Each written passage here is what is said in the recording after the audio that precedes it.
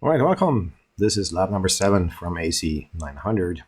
Implement an Azure IoT hub. So I'm going to see how to create an IoT hub and then look a little bit closer at what that really looks like here in the console. So we're going to start off by creating an IoT hub. So let's go over to IoT hub and create.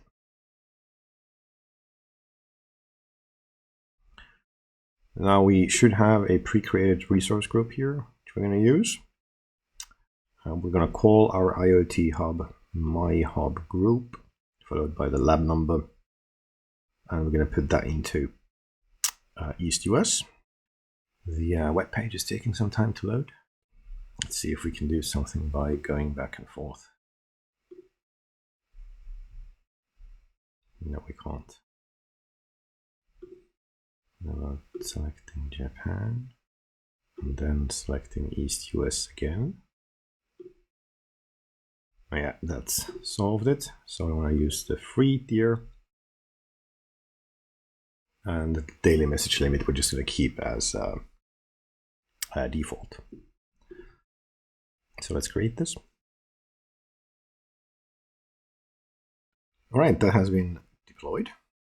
Marvelous. So let's go and take a look at our IoT hub. And what we can do next is add a device. So this should be over here on the left-hand side under device management, devices. And then here we can add a device.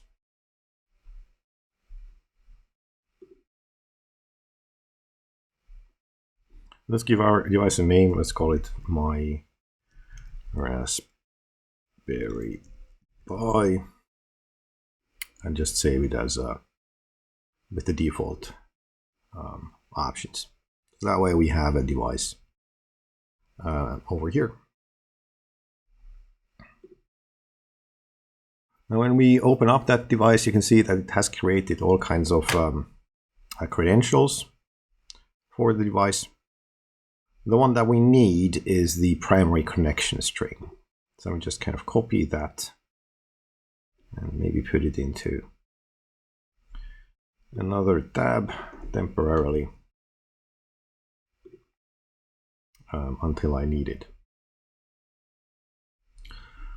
So next up, we can then create a or open up a Raspberry Pi simulator. There's a shortcut for the URL in the lab instructions.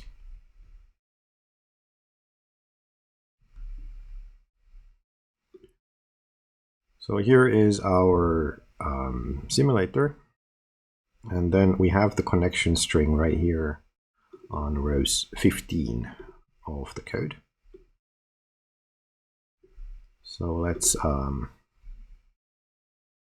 try to update that.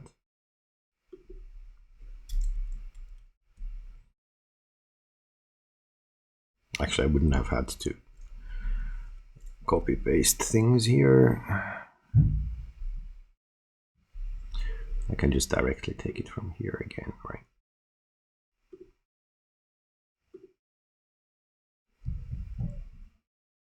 There we go.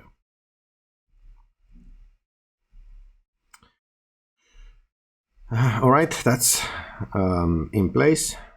So next up, here is the code, and then here is the run. So it kind of, if we quickly look, what it does is it creates a client object using that connection string, and then it opens that client,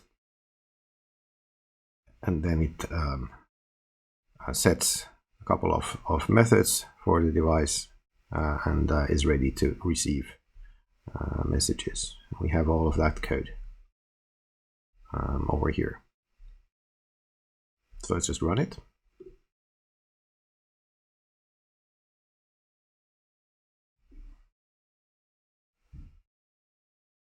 You can see that we have messages being sent.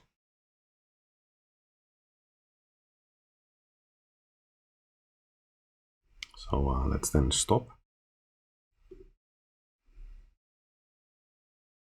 and go back to our IoT hub.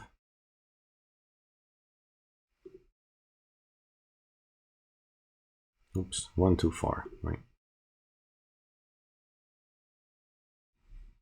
And down here we have usage, and you can see that we have now received messages.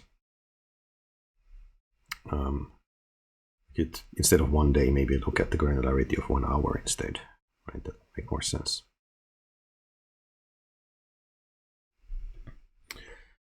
So it did receive 3 messages, this is just our quick demo of IoT Hub, kind of showing you how easy it is to set up something like this to receive messages and send messages to your IoT devices. Thanks a lot for listening, and see you in the next lab. Till then.